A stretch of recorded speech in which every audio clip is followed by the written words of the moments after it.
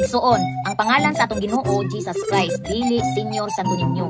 O walay laing pangalan muluwas nimo, Jesus Christ dili Senyor Santo Niño. O basaha diha sa Buhat 4 verse 12 kung kinsang muluwas nimo, kung kinsang pangalan muluwas nimo. God bless.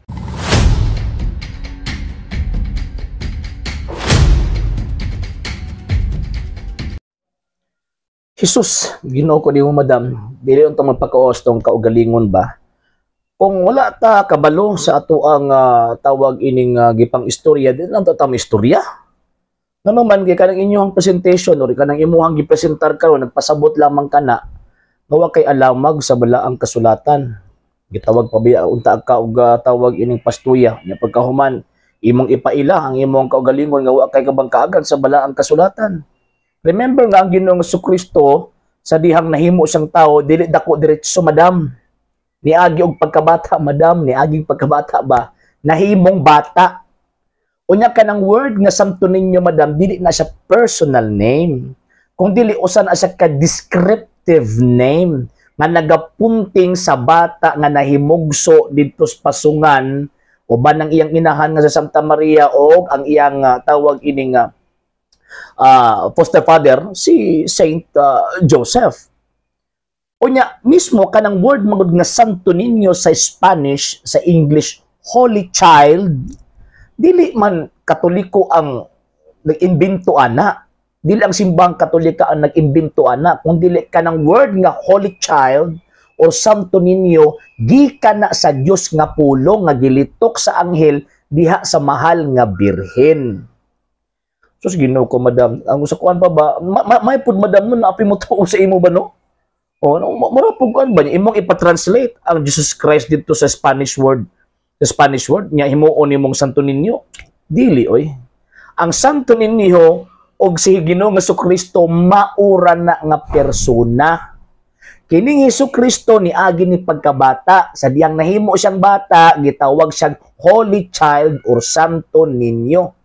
Tuon-tuon po lagi panagsapod kay lisod po kaayo mga pataka lang tawag ining presenter niya pagkahuman magkatawa ang mga naminaw sa tua niya siyempre maulawan gyud ta kay tungod kay nagpailagod ta nga pastoy niya pagkahuman ang ato ang gipresenter dili mao ang ato ang gisulti dili mao again madam ha sa dihang nahimong tawo si Kristo dili dako diretso niagi siyag bata kay niagi masyag bata ang tawag sa balang kasulatan niya Holy Child.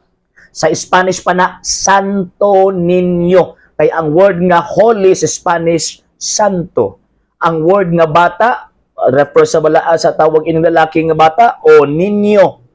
Mao na nga, balaan nga bata, Holy Child, Santo Niño. Kinsa man nga balaan nga bata, Holy Child o Santo Niño, si Jesucristo.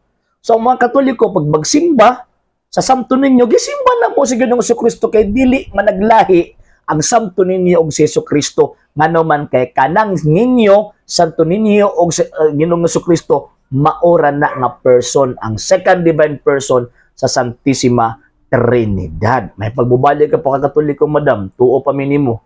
Nya gamitan na imuhang tawag ining kahibalo itudlong ka matura. Ana sing butbut kay kabalo biat ang aman sa bakak mao ang yawa. Mahimo jud kaniyang anak o imuhan ang ipadayon.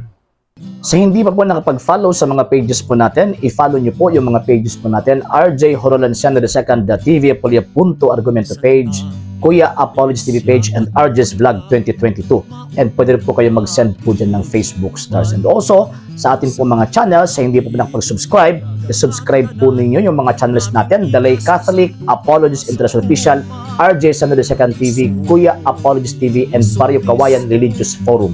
And pwede rin po kayo mag-send po dyan ng super sticker, super chats, and super thanks. And maraming salamat po sa mga kapatid at mga Katoliko na ulis pong tumutulong sa programa po natin. Maraming salamat po. Nang dahil po sa tulong at suporta po ninyo ang programa pong ito, until now, andito pa rin po sa social media. And until now din po, nangangailangan pa rin po tayo sa tulong at suporta po ninyo dahil wala po kami magagawa rito mga sir, mga ma'am, kung wala po yung tulong at suporta po ninyo. Sa gusto pong tumulong, sa gusto pong sumuporta, pwede po ninyong ipadala ang tulong at suporta po ninyo sa pamamagitan po ng ating mga account numbers dyan po sa ating pong screen. And pwede niyo po kaming i-message sa ating pong page kung via remittance po yung papadala po ninyo. Maraming salamat po in advance.